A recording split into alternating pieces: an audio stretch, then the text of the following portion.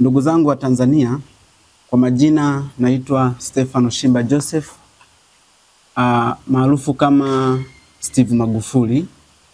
Kwa sasa ni mwenyekiti wa umoja ambao tumeuanzisha, Umoja wa Vijana Wazalendo Tanzania, UVIWATA. Pia mimi ni mwanafunzi wa Chuo Kikuu cha Sauti Mwanza. Kama mzalendo, leo nimekuja na hoja madhubuti katika harakati za kuikomboa Tanzania, hasa kipindi hiki cha uchaguzi. Niwaambie tu kweli ndugu zangu, sitaogopa mtu wala kuhofia mtu yoyote, aidha mwenye cheo, jina wala fedha. Maana katiba yetu ya Jamhuri ya Muungano wa Tanzania ya mwaka 1977, marekebisho ya mwaka 2005, tukipitia kwenye ibara ya 13, ibara ndogo ya kwanza, imeprovide haki ya usawa, right of equality. Tukija kwenye katiba hiyo hiyo, ibara ya 18, ibara ndogo ya kwanza, imeprovide right of expression, haki ya kuzungumza, kwamba kila mwananchi ni haki yake kuzungumza na kutoa maoni kwenye public au kwenye umma kwa ajili ya public interest. Ndugu zangu wa Tanzania, nitaanza kufafanua yaliyonileta hapa kama ifuatavyo. Nikianza na historia ya amani ya Tanzania kuanzia kipindi cha uhuru mwaka 1961.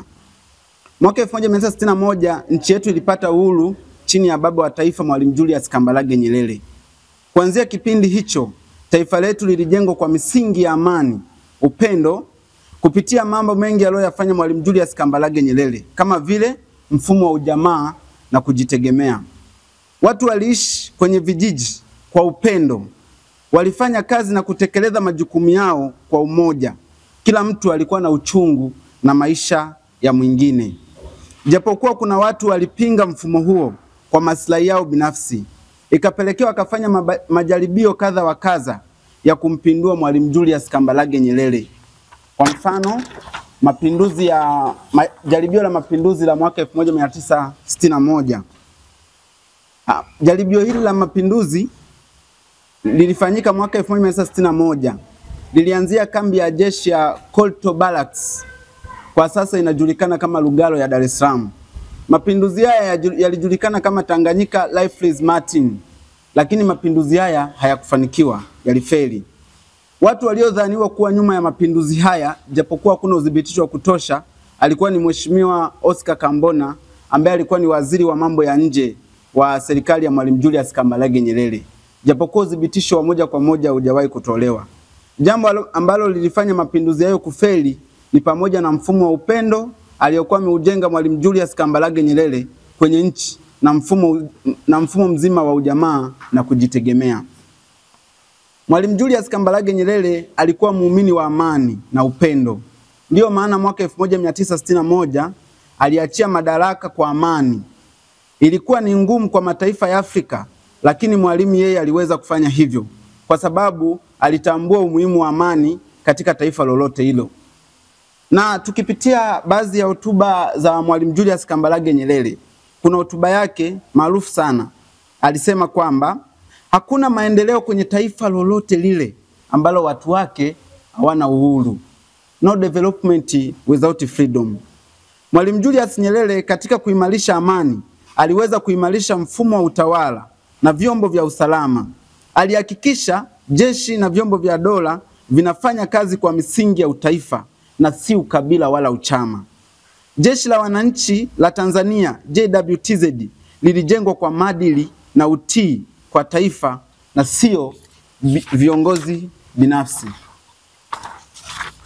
Mwalimu Julius Nyerere alifanya mambo mengi sana katika kujenga amani, ambayo mpaka leo ndugu zangu wa Tanzania tupo nayo, ambayo thamani yake ni kubwa na haiwezi kufananishwa na kitu chochote. Hivyo hivyo hata alipoingia madarakani Mheshimiwa Ali Hassan Mwinyi, alipambana kuijenga amani kwa maslahi mapana ya Tanzania na vizazi vyao. Pia Mheshimiwa Benjamin William Mkapa kwa jasho na nguvu zote alihakikisha amani haipotei kwenye mikono ya Watanzania. Hivyo hivyo Jakaya Mrisho Kikwete, pia Mheshimiwa John Pombe Joseph Magufuli, hata rais wa sasa Mheshimiwa Samia Hassan Suluhu. Ndugu zangu, nimeitisha mkutano huu na waandishi wa habari, sio kuzungumza tofauti zetu, bali ni kuzungumza kile kinachotuunganisha sote, yani amani ya nchi yetu. Tanzania ni kisiwa cha amani katika eneo la Afrika, na amani hii ni kitu cha bahati tu, bali ni matokeo na bidii ya vizazi vingi na ulisi wa baba wa taifa na uongozi makini wa walioona thamani ya mshikamano na utulivu katika taifa letu. Tunapoelekea katika kipindi hiki cha uchaguzi, ni kawaida kuona maoni tofauti ya wagombea wanapendekeza mikakati yao na wananchi wakieleza matakwa yao. Lakini ndugu zangu, kutokuelewana sio sababu ya vurugu. Kutokukubaliana sio sababu ya kushindwa kushikamana na kushirikiana katika hili. Natamani kila mmoja atambue kwamba maandamano yanayoibuka kwa hasira hayamsaidii yeyote, yanaharibu amani, maana vurugu haziishi kwa mtu mmoja, zinagusa kila mwananchi, maana zinaharibu biashara, zinaharibu makazi, na mara nyingi huleta huzuni zisizokuwa na sababu. Wapendo wangu wa Tanzania, sio kwamba naongea tu, angalieni majirani zetu Kongo wanavyouana, Sudani wanavyouana, Rwanda mauaji ya Kimbali watu walivyokufa, mauaji ya Darfur watu waliuawa kama wanyama. Lakini sisi Mungu ametujali amani hii ambayo sasa kuna watu wanaichochea na wanataka kuiharibu ili na sisi tuanze kusota.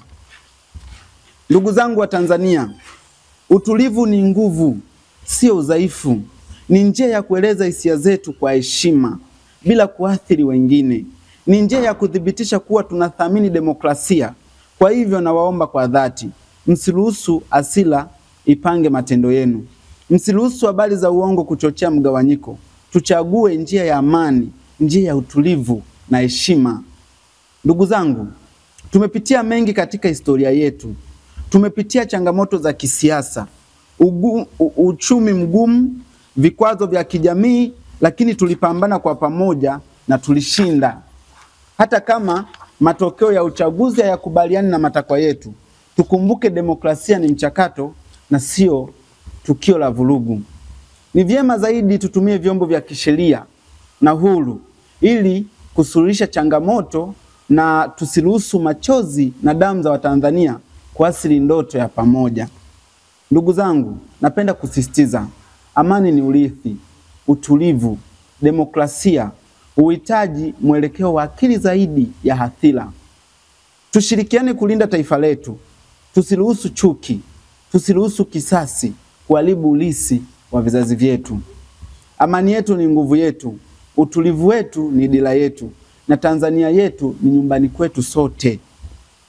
Ndugu zangu, amani ndio kila kitu kwenye maendeleo ya taifa la Tanzania, hata taifa lolote lile duniani.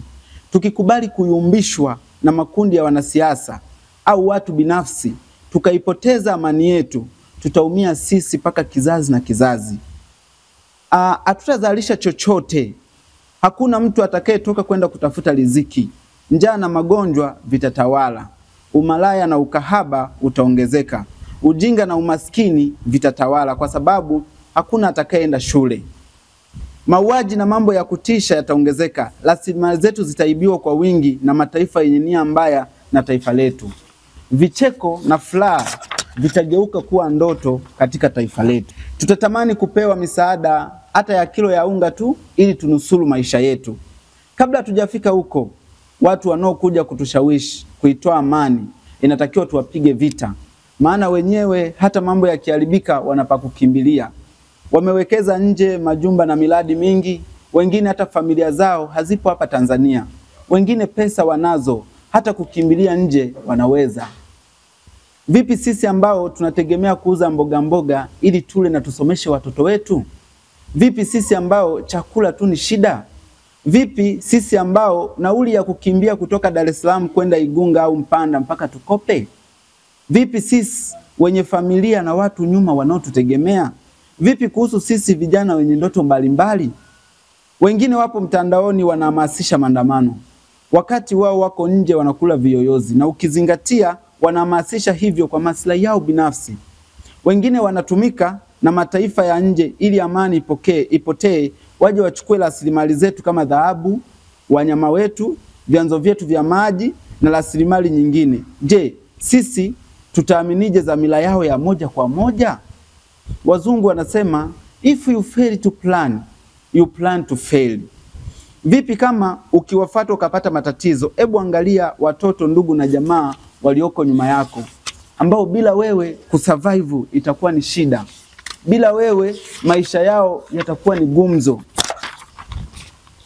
Ndugu zangu wa Tanzania, umuhimu wa amani tulionayo sasa.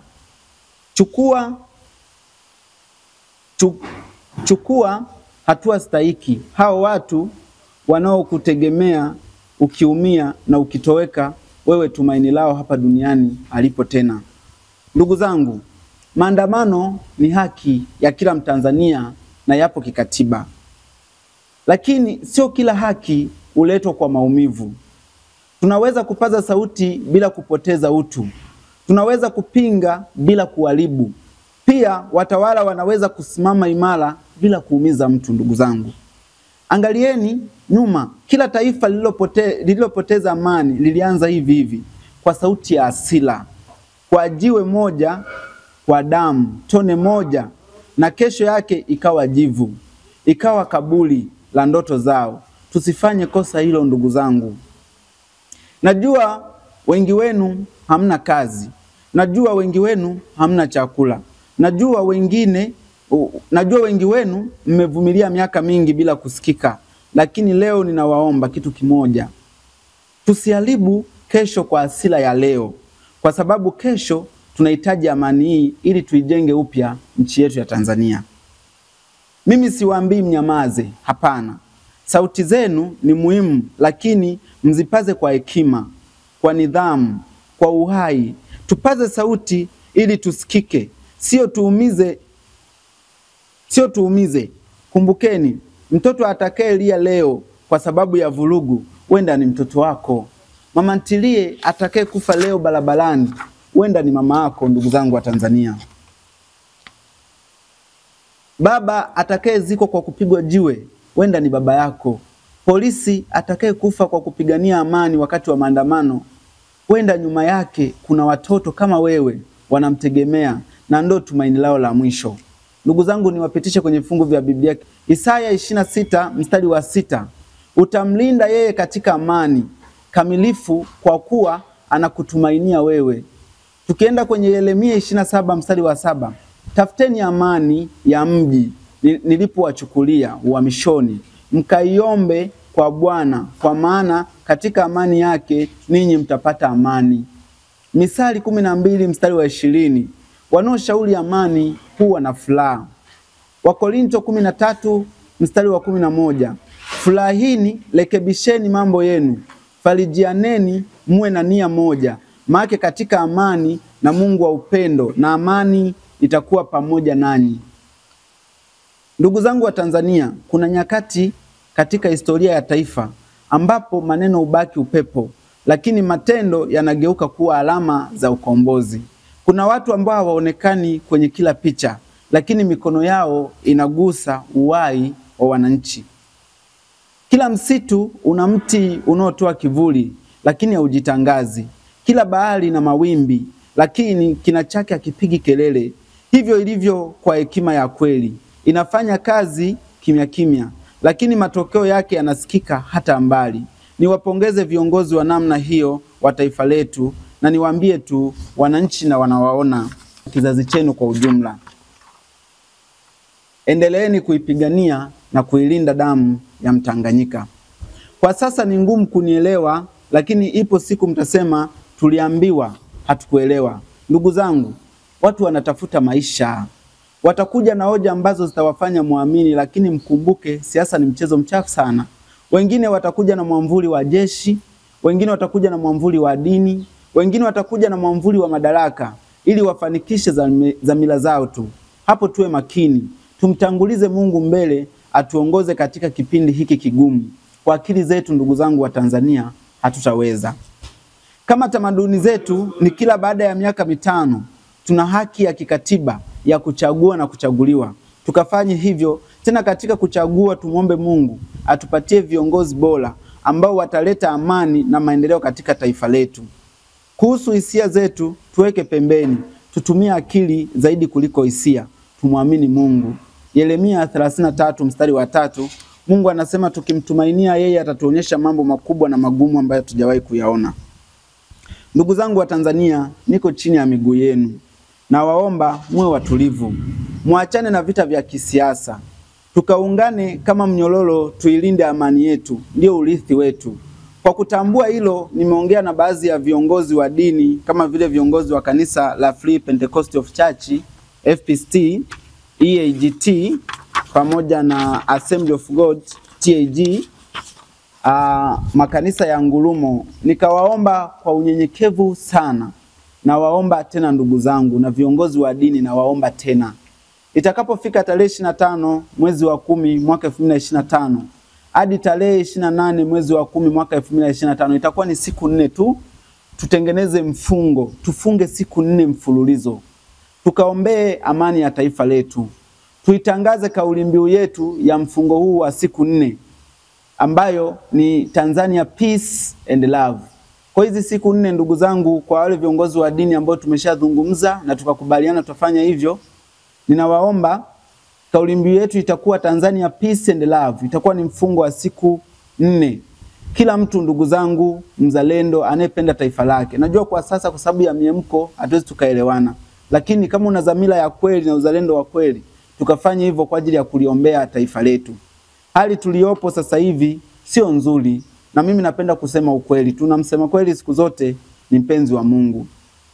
Pia ninaliomba kanisa Katoliki na ndugu zangu Waislamu na makanisa yote tuungane katika mfungo huu wa siku 4.